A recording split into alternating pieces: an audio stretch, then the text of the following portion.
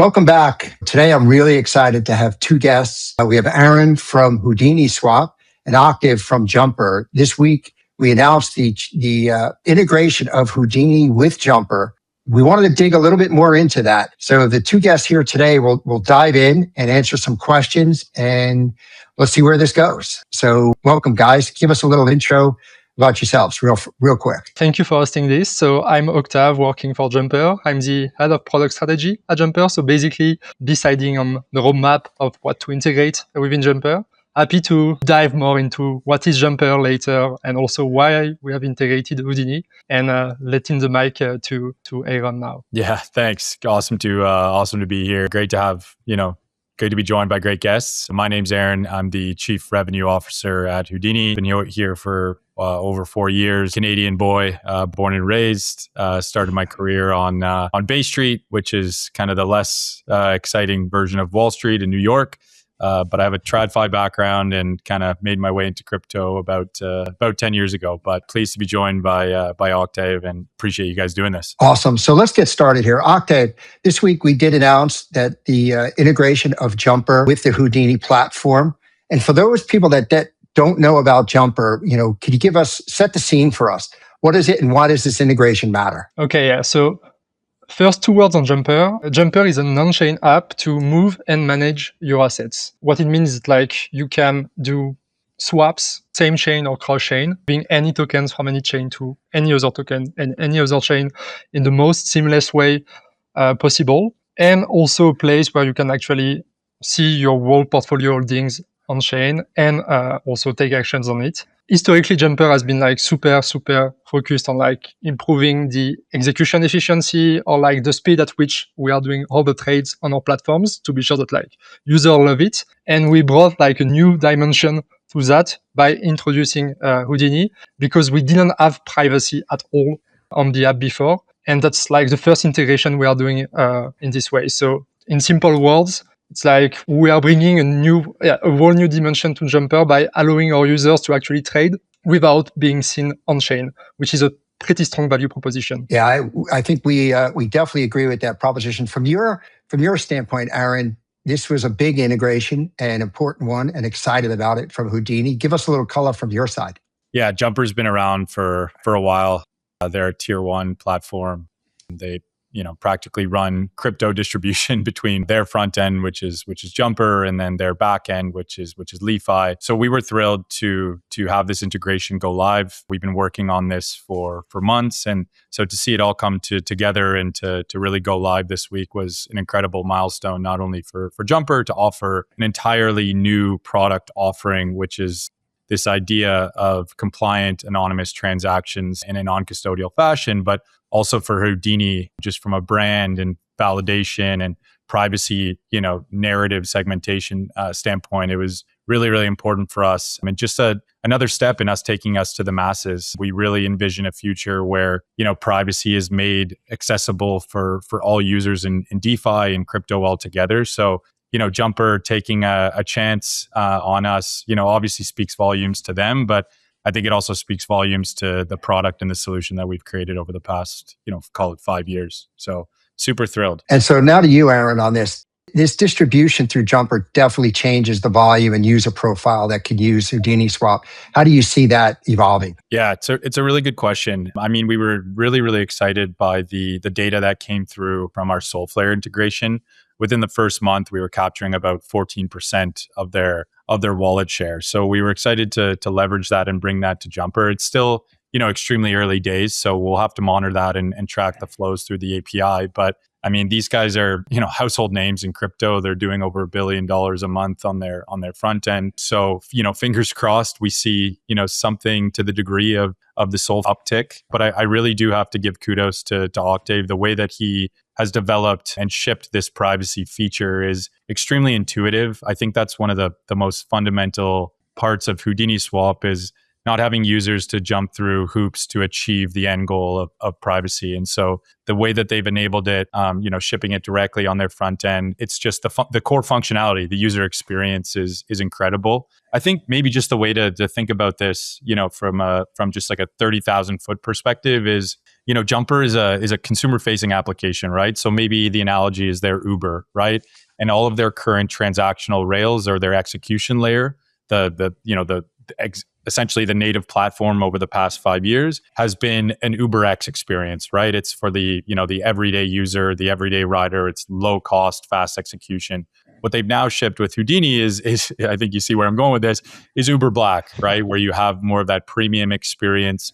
You're driving around in the black Suburban with the windows tinted, and so it caters to a different demographic. But it's very, very important to have. And at the end of the day, we're just going to let the user decide, right, whether they want to go UberX or Uber Black. And I think that's really the dream, is democratization and access to these types of rails. Yeah. So Octave, last question for you. Why does privacy matter when you're leading the product over at Jumper? Like, why do you think privacy matters to your consumer base? Because we hear a lot of different things about privacy. But in this case, how does Jumper look at privacy and why does it matter? So yeah, first thing, as Aaron said, we have like a pretty strong user base, like a lot of volume. And also it means a lot of different target audiences of traders that want different experiences. And like a lot of them just want to like move $50, $100 seamlessly. Like a fewer of them actually wants to move millions, and like we need to cater to them differently. And then there is this whole crowd of people that are like, okay, I'm actually interested into the ethos of crypto, of like actually getting the custody of my assets, but I don't want to get like my full banking activity or my full trading activity to be like displayed to anyone without any boundaries, without any way to limit that. And I think it really matters for like people that want to, for instance, fund a new wallet, to start fresh and like starting another trading activity without having someone else to monitor or track what they are doing from scratch. And like all of that in a compliant way, all of that in a compliant manner. But at the heart of the topic is like there is a lot of different behavior on chain and a lot of different behaviors that are expected from our user base. And a stronger and stronger part of this user base actually wants to, in some way, in their activity, in their trading activity, to incorporate that, because it's just more convenient for them to actually have the option to go private at some point. That's really interesting when you say that, because that's the core thesis that we have at Sol Strategies and we have at Houdini Swap, is privacy is a good thing. Because what you said early on in that answer was you don't put your bank statements out online. So using privacy gives you the ability to not have everyone see your trading positions, how you're trading, and your bank statements. And I think it's the beauty of the blockchain is the transparency, but in a lot of ways, it's also, something you have to be wary of and understand where privacy sits. So that you guys find it that important is really good for the industry, I believe. Yeah. I mean, nobody would ever, if I Venmo'd you money or PayPal'd you money, you'd never see my balance. And you're actually bringing that to your application, which is great. I think it's just the next phase of the growth of blockchain. It seems like you guys think that same way. Yeah. So if I can add on what you just said, is like what really matters to us is the optionality. Like maybe you don't want to go private for all of your transactions because like, okay, there is other ways also to transact and maybe sometimes it doesn't make sense. But knowing that you can do it at any point in time for like super specific use cases or like for maybe more generalistic one, give the convenience to the user that like, okay, I don't need to think about that twice. It's just like one click away to actually perform this kind of actions. And the optionality of the privacy, I think, is really the stronger value point to us and to our users. That's great. And before I let you go, users can download the app from Apple Store, the Google Play Store, I gather both places around the globe. So it's even more simple. It's even more simple than that. You just type down on Google jumper.xyz and you land on the app. So in order to like use it properly, you need to have an extension wallet. So either Rabi, MetaMask, OKX wallet.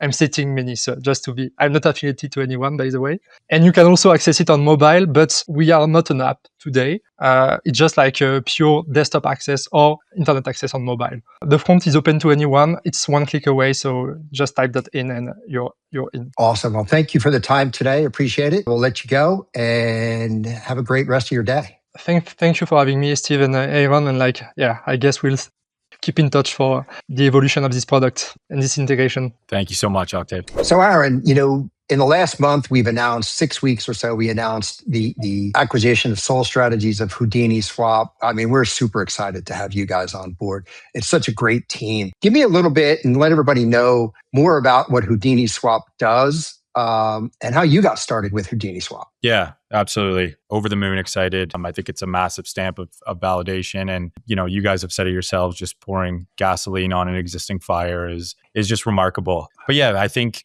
thinking back to 4 years ago when we started Houdini, really the problem that we were trying to solve was around on-chain privacy. And, we've quietly become the market leader in private, compliant, non-custodial cross-chain transactions. So users have the ability to go to our website, houdiniswap.com, and effectively swap Bitcoin to ETH, send Sol to Sol, do transfers, do payments, do payroll, while achieving this goal of end-to-end privacy. And I think one of the best things about crypto, right? The 2008 Satoshi white paper was this idea of peer-to-peer cash. Unfortunately, what was left out was that it's all going to be public on a block explorer for the whole world to see. So, I think our dream is just around practical privacy and giving users the option whether to effectively dox, their entire financial data set to their counterparty or protect against that. So that's what in a self-custodial world, right? Like, I think this is where it fits. And we all have a belief, sorry to interrupt you there, but we all have a belief that more and more consumers are going to be in a self-custodial world. To manage their personal finances is going to be more efficient and probably more profitable to do so.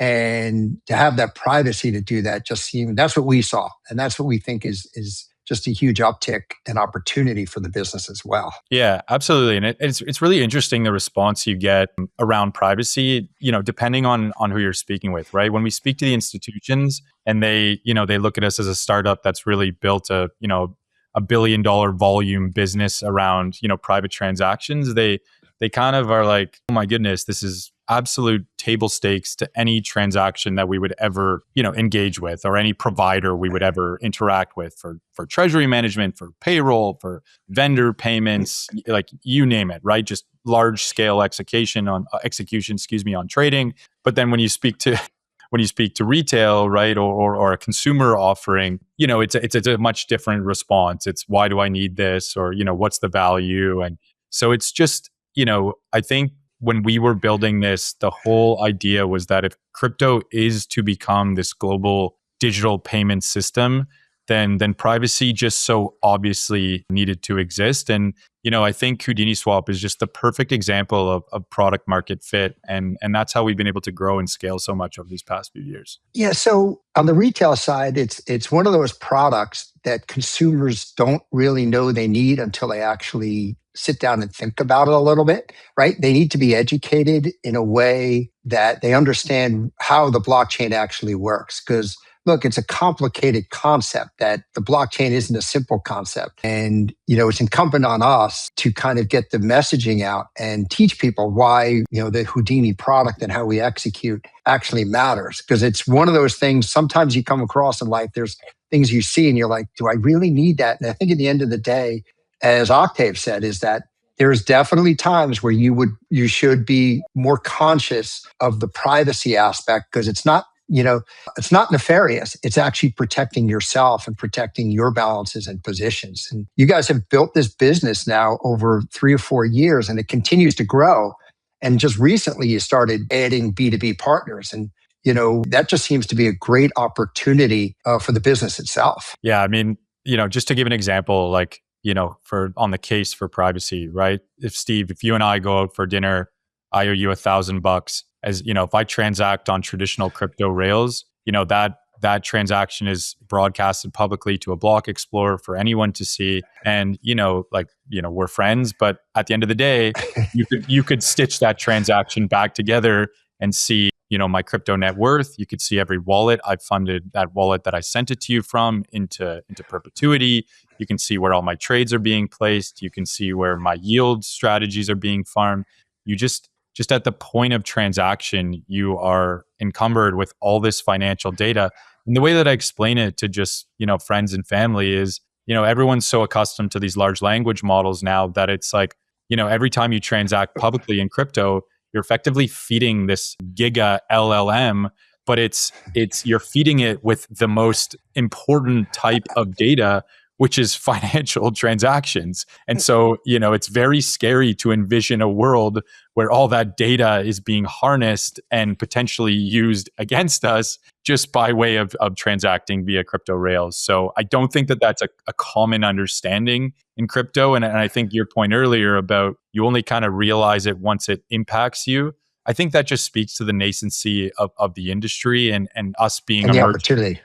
But it's also a massive opportunity on the flip side. It's interesting because I never quite understood this. Like if you send someone money on Venmo, you could, it's public. It says like Steve sent X, maybe not the amount, but Steve sent X, and you could say why. Like, why does anyone need to know who I'm sending money to? That it's none of anyone else's business. If I want to pay the babysitter or I want to pay you because you beat me in golf, which would absolutely happen every single time, it's nobody's business. And so the ability to make things private on Venmo, they do allow you that. Originally, when it started, it didn't. Everything was public. And now that you could say, don't show that to the public. That's in essence what we're developing and bringing to the marketplace is a Venmo type equivalent from the privacy aspect. And no one looks at Venmo any different way about it. They just, I'm going to hit private because nobody needs to know. That's what we're doing. Yeah, absolutely. One of the largest use cases that resonates with me is, I'm a pretty serial trader. I find a lot of interest, and that's the kind of the communities that I roll around with, right? And when I think about trading, there's just so many reasons for privacy, right? Exposing your edge, like alerting signal to the entire market that, insert person has entered into a position, and the wallets are being tracked whether they're exiting, and but then there's front running and there's MEV, and if it does get to a point where you accumulate a certain amount of net worth in a trading account, aka just a wallet address that is public, you're now subject to social engineering scams, phishing links, IRL wrench attacks. Like it's really important to start thinking about privacy in this category of operational security, the Brave browsers, the VPNs, the cold storage, and Houdini for transactions, versus like just this nice to have tool. I think it's just going to become mainstream at the snap of the fingers shortly as the industry grows. It will become mainstream because I think when you start digging into that even further, there's a lot of businesses over the last few years that have been built by just scanning people's wallets to see, large wallets that are trading this coin or that coin. And, you could speak to any trader in the industry, and I've been around this industry for 30 years now, is that when you get an edge, that edge doesn't last forever. It lasts for a period of time. And the longer you can make that edge last, if you're making money, the longer you're going to do that. So why am I exposing this information to everybody? People have built businesses off of scanning larger wallets and active wallets to see where they're making money. So this is just another reason why privacy matters in a really positive manner, right? This is a positive reason you should be thinking about your privacy when you're trading or moving money. We haven't even touched on just the moving money aspect in depth, but just the trading side. This is another major reason because people are scanning the internet and scanning the blockchain explorers all day long to try to find their edge in what you're doing. Your IP that you're developing in your trading strategy is getting shown to the world. There's no reason for that. Yeah, it's really well said. I mean, my accountant just invoiced me for, my tax season, and he sent me an invoice, which was effectively just his company's treasury wallet, right? And he sent me that via email, and I, as I do, like I immediately went, grabbed the 0x, threw it into Etherscan. I just got on a call with him and I screen shared and I said, this is all the assumptions and the data and the archetype that I can draw from just knowing your public keys. And he was in shock, and he's like, what's the so what's the solution, right? What's the solution? Like, how do I immediately converted him to Houdini Pay, and he's just like, this is insane. So I just think there's a bit of an educational barrier, but I don't believe that it's anything existential. It's just the nascency of the industry. Yeah, there's a I have a belief that you're going to see the majority of transactions that will happen on chain from self-custodial wallets. Because this really isn't a problem at centralized exchanges, right? Like the privacy at centralized exchanges is one big database in its own right, but it's commingled, and centralized exchanges have other issues. But when you're self-custodial and you want to control your financial future, I'm going to say more than 50% of the transactions, probably even more, will be done on a privacy mechanism over the next 3 years. There's no doubt in my mind, because as people learn more, that's where they're going to go. They're going to go. It's just as easy as Octave said on Jumper to do it private. Why not? Like, that's how I would do every transaction if I had the opportunity. Yeah, absolutely. As we scale these B2B integrations, I think it'll be a great barometer for how people are looking to interact, right? And so we see the data from Solflare, 14%. That's 14 out of 100 users are electing to take that Uber Black, and we'll continue to gather data on Jumper and get the community feedback. But the community just feedback in general, anecdotally, is very positive around these types of tools, right? They want sovereignty. Like, that's what they came to crypto for. They want libertarian style technology that just gives them the full opportunity set, and then you give them the power to make the decision, right? So it doesn't, maybe you just have $500 in a Phantom wallet, and that's your crypto experience. So be it. Like, just transact at the lowest cost, cheapest, most effective, convenient route for you. But maybe you have $500 million and you're running a business across 45 different wallets, and every transaction needs to be, treated with the utmost care and professionalism, and privacy is just table stakes for those type of users. It really depends. But this isn't just a libertarian issue, right? Like, this is like, that might be the first movers and the first adopters of privacy might be those that want to control, but over time, that's going to expand, because people are going to realize, just like you said, your accountant, your tax guy sent you that bill, and then you realize, and it's like, wait, there's a better way to do this, and I don't have to do that. That's just an education process. You have the first movers and the early adopters, and they tend to be in crypto libertarians. And then you start to go from there. And that's where it all, you start gaining that even, larger scale of users wanting privacy, because nobody keeps a glass house. So why aren't we, and nobody puts all financial stuff out on traditional financial stuff out there for the public to see. So this is just the next phase. We're just early. We're just building it now, which is what's so exciting to me. Yeah.